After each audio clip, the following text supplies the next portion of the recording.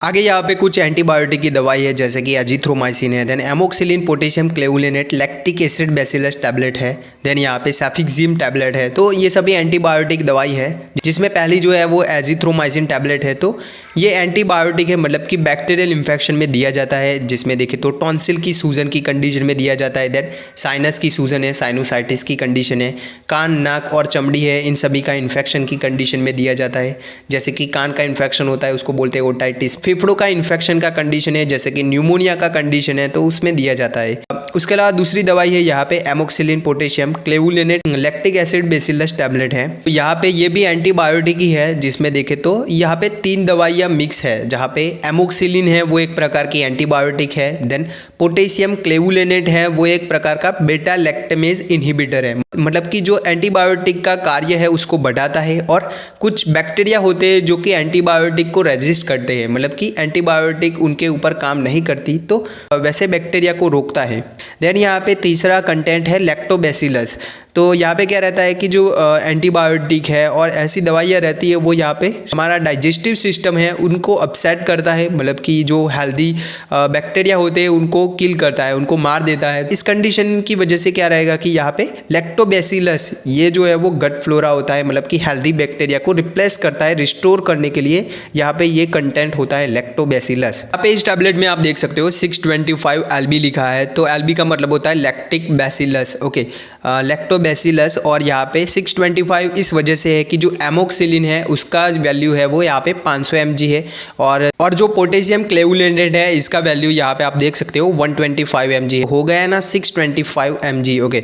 और LB का मतलब होता है लैक्टोबैसिलस। तो ये दवाई है वो किस किस में यूज़ होता है, तो ये डिफरेंट प्रकार का जो बैक्टीरियल इन्फेक्शन होता है जैसे कि कान का इन्फेक्शन है, देन पेशाब का इन्फेक्शन है, यूरिनरी ट्रैक इन्फेक्शन जिसको बोलते हैं, देन न्यूमोनिया की कंडीशन है, देन ब्रोंकाइटिस की कंडीशन है, श्वसन नलियों में सूजन बन जाती है तो ऐसी कंडीशन में दिया जाता है, देन चमड़ी का इन्फेक्शन है, तो ऐसी अलग अलग कंडीशन में दिया जाता है। आगे का टैबलेट है यहाँ पे सेफिक्सिम टैबलेट। तो सेफिक्सिम टैबलेट है वो यहाँ पे एंटीबायोटिक होता है और ये सिफेलोस्पोरिन एंटीबायोटिक क्लास का दवाई है।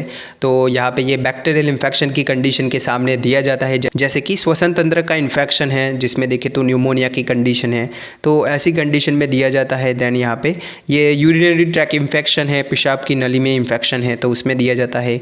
देन यहाँ पे ये कान नाक गले और sexual transmitted condition, sexual transmitted disease की कंडीशन है, जैसे कि यहाँ पे ये गोनोरिया की कंडीशन में दिया जाता है, सेफिक्सिम टैबलेट है वो।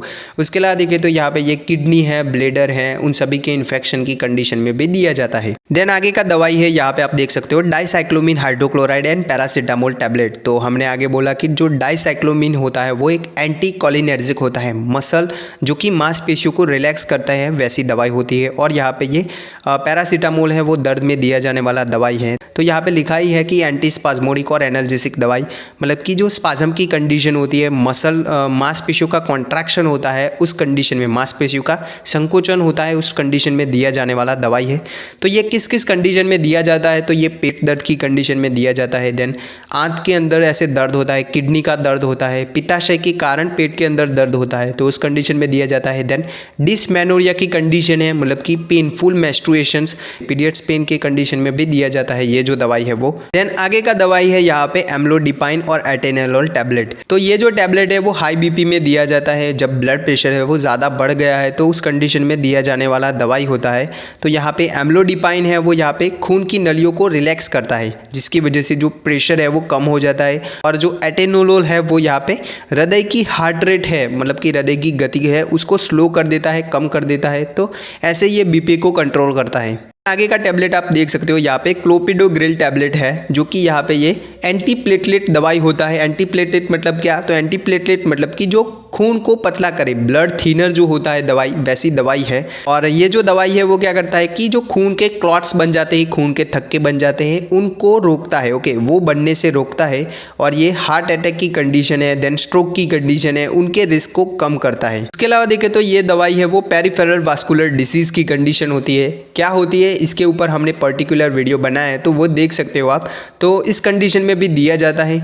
ये जो दवाई है क्लोपिडोग्रिल है वो यहाँ पे एस्पिरिन के साथ में भी आता है। एस्पिरिन एक नॉन स्टेरॉयडल एंटी इन्फ्लामेटरी दवाई होता है, लेकिन ये भी खून को पतला करने वाली दवाई ही होता है, तो इसके साथ में भी होता है। उसके अलावा देखें तो क्लोपिडोग्रिल है, इसके साथ में एटोरवास्टेटिन है। ऐसे जो स्टेटिन होते हैं मतलब कि कोलेस्ट्रॉल लोवरिंग एजेंट होते हैं, कोलेस्ट्रॉल को कम करे वैसे ही दवाइयाँ रहती है, तो वो भी इसके साथ में देखने को मिल सकती है। तो ये था कुछ दवाइयों का क्लासिफिकेशंस। आई होप आपको इस वीडियो से कुछ जानने को मिला होगा। Thank you.